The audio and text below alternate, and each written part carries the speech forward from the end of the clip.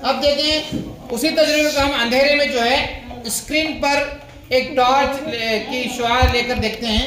मैं यहाँ पर सीढ़ी जो है एक खते मुस्तकीम में रखा हुआ हूँ, फिर इधर से मैं जो टॉर्च ऑन करता हूँ, देखें आप स्क्रीन पर क्या नजर आता है जी। आप देख सकते हैं कि स्क्रीन पर जो है वो टॉर्च की एक बीम नजर आ रही है। हाँ। यानी बीम का मतलब है रोशनी किरणों का जो है शुआओं का एक मजमूए को बीम कहते हैं। तो पूरी टॉर्च की जो बीम है वो सीडीज के सुराखों से गुजरती हुई स्क्रीन पर हमें नजर आ रही है।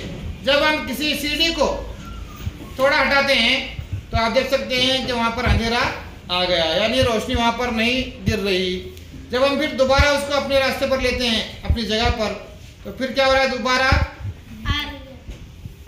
आ रही है नजर। हाँ। तो रोशनी की बीम जो है टॉर्च की दोबारा स्क्रीन पर नजर आ रही है। इससे भी साबित होता है कि रोशनी खते मुस्तकीम में सफर करती है।